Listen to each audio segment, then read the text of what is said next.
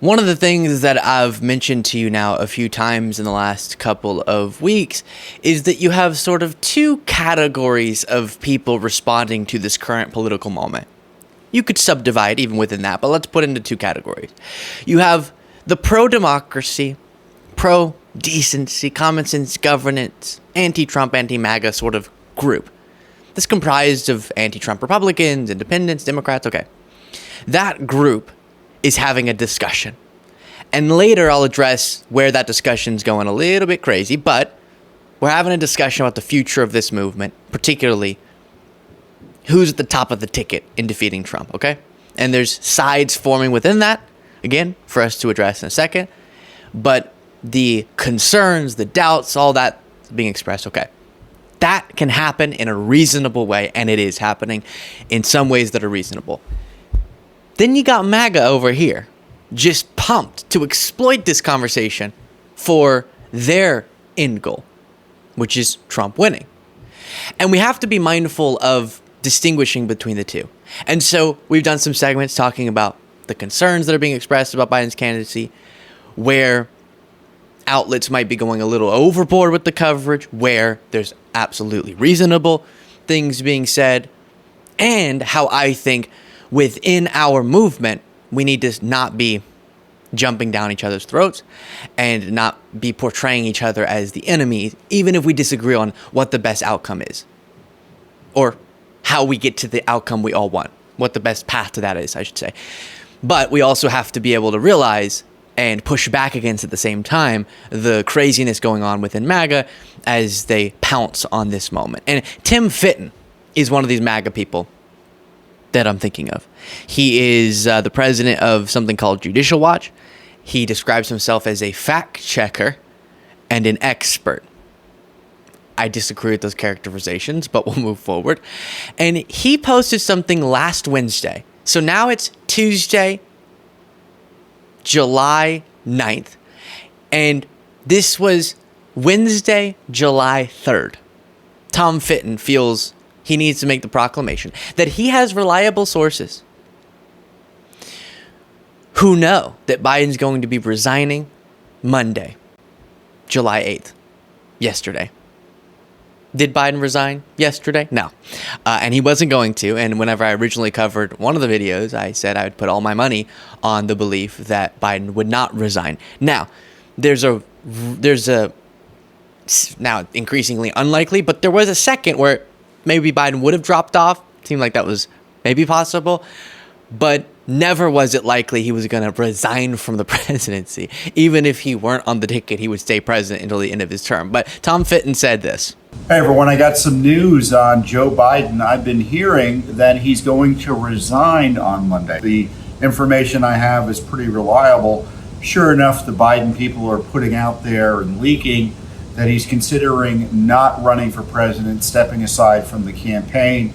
But given the reasons for him having to do that, his cognitive fitness, it stands to the reason he's going to have to leave the presidency as well. So we'll see what happens. But in the meantime, we should be asking tough questions of Vice President Harris. Right.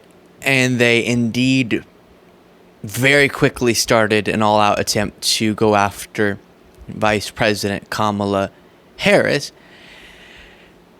And we'll probably talk about some of that on the bonus shows. Getting crazy already there. But it's so weird. I reject and hate and just terrible the dishonesty that we see in politics. It's exhausting. It's obviously immoral. But if someone had different morals than me, right? And they decided that they were willing to be dishonest for their own ends. You see some of these hosts who do it in a way that if you're one of their audience members and they're telling you what you want to hear, and so you're buying into it, you're not perceiving that person to be embarrassing themselves, right? Because you believe it. But whenever people choose to be dishonest in ways that seem so obviously to be setting up a trap for themselves, where they're going to stumble into embarrassing themselves, like, hey, I'm going to make a prediction that's obviously not going to come true, and show my audience that my predictions are worth very little by saying, reliable sources are telling me Biden's going to resign for the presidency on Monday. And then Monday came around. Obviously, he didn't resign. That wasn't even in the conversation. That's not even at all likely. I'm not going to say possible because anything's possible. Not at all likely. But he decided to put that out permanently on the World Wide Web. If you've been watching this show and you're not yet subscribed, I ask that you do just click that subscribe button. Very easy, free, but it makes quite the difference. Back to the video. Then, a couple days later, I think this was on Friday, as he's getting closer to when this prediction was made about, he says, yeah, I'm going to release another video and make sure people know that I'm very confident about this prediction. Hey everyone, I reported this week that I was hearing that President Biden was going to resign from office on Monday. I haven't seen anything to suggest that what I'm hearing is wrong. Indeed, it's being reported today that Senator Warner, a leading Democrat from Virginia, wants to bring a group of senators over to the White House on Monday. And that didn't happen. To ask Biden to step down from the campaign.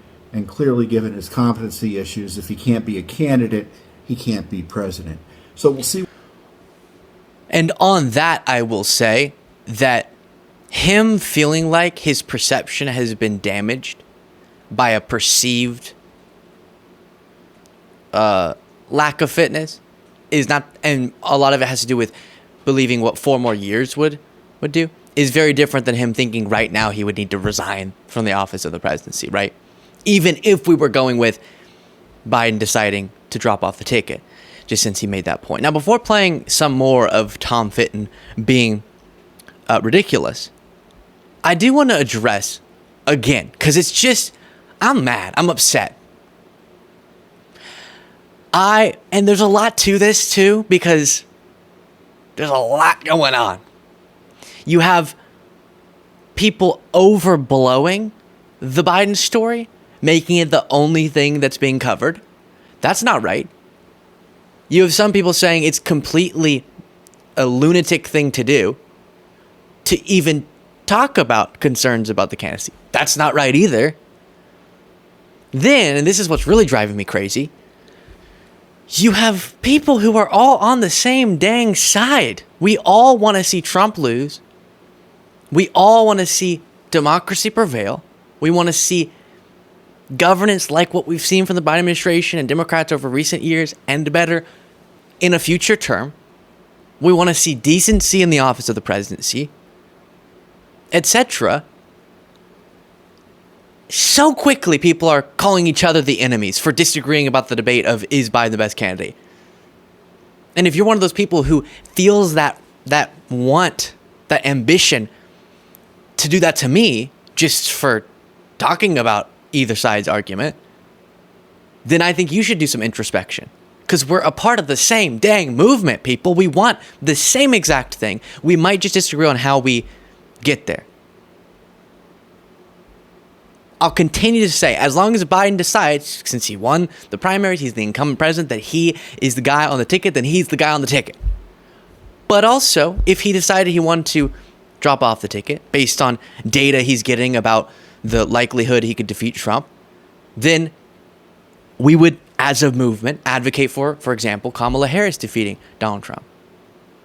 And if someone's hoping for scenario B, that doesn't make them evil. If someone's hoping for scenario A, that doesn't make them evil if you disagree with them. But it's crazy. You may not be getting this, and I bless you for that. Don't go on the internet.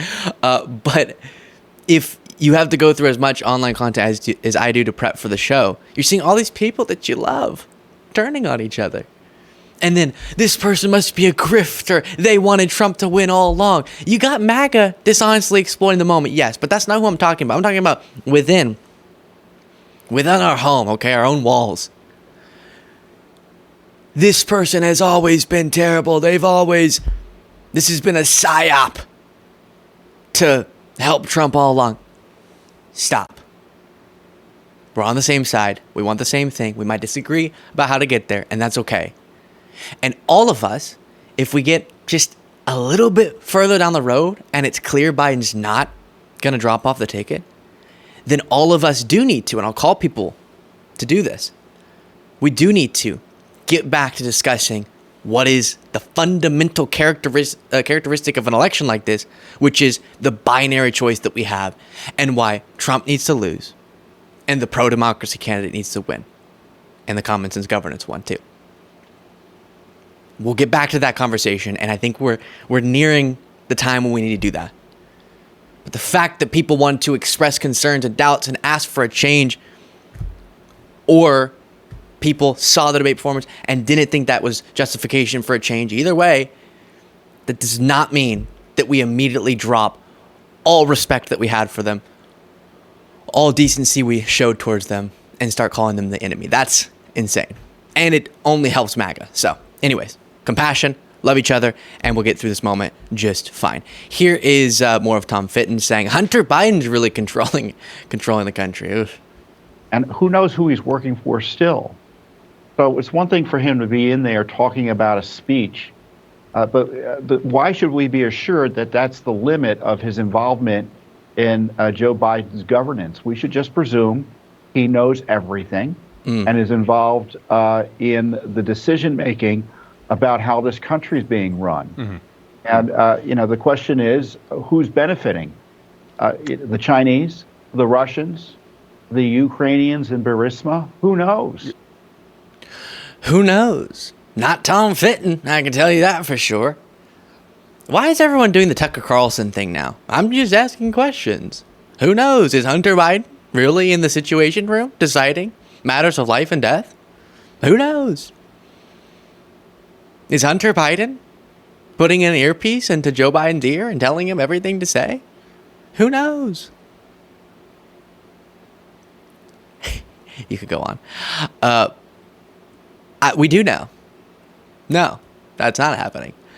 And Hunter Biden being a part of a family meeting where Biden got feedback from his own family members about where they think he should go, what the future should hold, is not proof. Oh gosh, I feel dumb fact checking this. Is not proof, Mr. Fact Checker, Tom, that Hunter Biden's really the president. I will leave it there. Let me know what you thought of that in the comments. If you want to get an extra episode of the show daily, you can do so by clicking the join button below. If you don't like imagining people at me, whatever, however you define that, and saying they no longer support, as we're seeing across media outlets, for any coverage, it seems, then you can push back against that by clicking the join button below.